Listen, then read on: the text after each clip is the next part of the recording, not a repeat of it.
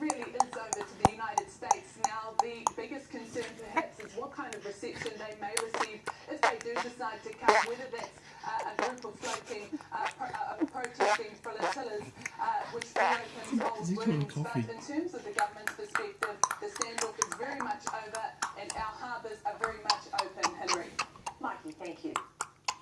The tattoo appears to be the only clue as police try to identify a woman left for dead on the side of the road north of Auckland. She was found with serious head injuries in Dome Valley and police suspect foul play.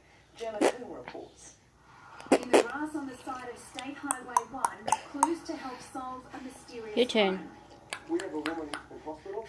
We don't know her name. She's someone's daughter. At around 7 o'clock this morning, a passing motorist found the woman lying on the verge of Waihue Conical Peak Road in Dome Valley, north of Auckland. It's not known how long she'd been there, but she suffered serious, life-threatening head injuries. We are keeping an absolute open mind on this. At this stage, it's too early to tell where it occurred or even what has occurred. Our priority right now is to identify this woman in the hospital. This tattoo is all police have to go on. They're hoping someone might recognise the distinct design. The tattoo on the lower left leg depicts a rose with a ribbon intertwined and the words Mum and Dad.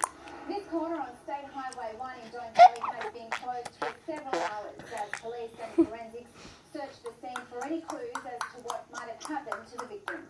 At this stage, police can't say whether she was assaulted and dumped by the road or whether she was the victim of a hit and run.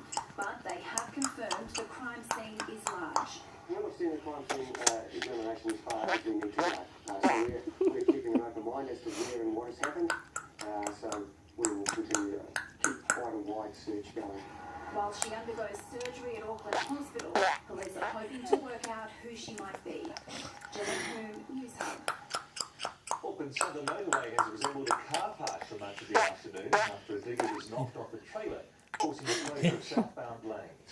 Lucy Waters joins us now live. And Lucy, has the traffic cleared yet?